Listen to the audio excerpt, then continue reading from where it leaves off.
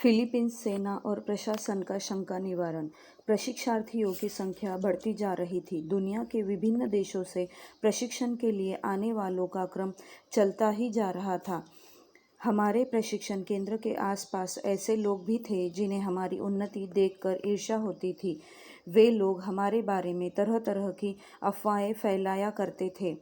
कोई हमें CIA America गुप्तचर संस्था का एजेंट कहता, कोई कम्युनिस्ट कहता, दूसरे संप्रदायों से जुड़े हुए कट्टरपंथी लोग हमारी गतिविधि को शैतानी कारोबार भी कहा करते थे।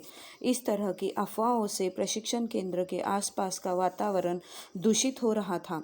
हमारे कुछ हितैषीगण हमें उन सभी अफवाहों की जानकारी दिया करते और शासकीय अधिकारियों के बीच हम लोगों को लेकर जो टीका टिप्पणी हुआ करती थी उसकी सूचना भी दिया करते थे। मैं उनसे कहता, इसका समाधान बहुत सरल है। सरकार को चाहिए कि किसी पुलिस या गुप्तचर अधिकारी को मेरे प्रशिक्षण केंद्र में 2 हफ्तों या 1 माह के लिए भेज दे। यहाँ रहकर उसे सच्चाई का पता चल जाएगा।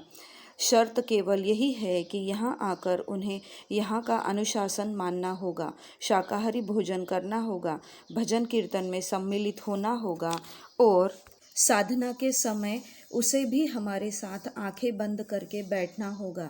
उसी तरह जो लोग साम्यवादियों के हितैषी थे और हमें भी जानते थे, उनसे भी मैंने यही कहा कि यदि सच में वे हमारी संस्था के उद्देश्य को जानना और समझना चाहते हैं तो उन्हें चाहिए कि अपने किसी सदस्य को प्रशिक्षार्थी की हैसियत से हमारे केंद्र में भेज दे। और वही हुआ। मेरी जानकारी के बिना सरकार ने एक 22 वर्ष के नवयुवक को मेरे प्रशिक्षण केंद्र में प्रशिक्षार्थी की हैसियत से भेज दिया था। वह एक होनहार और बुद्धिमान नवयुवक था। उसी तरह साम्यवादियों ने अपनी न्यू पीपल्स आर्मी की महिला कमांडर को प्रशिक्षार्थी बनाकर हमारे महिला प्रशिक्षण केंद्र में भेज दिया। वे दोनों हमारे केंद्रों में प्रशिक्षार्थी बनकर रहे।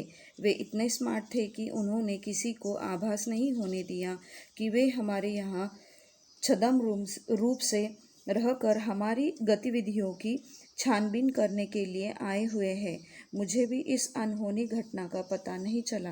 बाद में वहाँ के प्रशासन तंत्र और साम्यवादियों के जो शुभचिंतक थे और जिन लोगों से मेरी जान पहचान थी, जब उन लोगों ने मुझे बतलाया कि सरकार और साम्यवादी संस्थाएं दोनों हमारी गतिविधियों से पूरी तरह संतुष्ट है, तभी मुझे पता चला।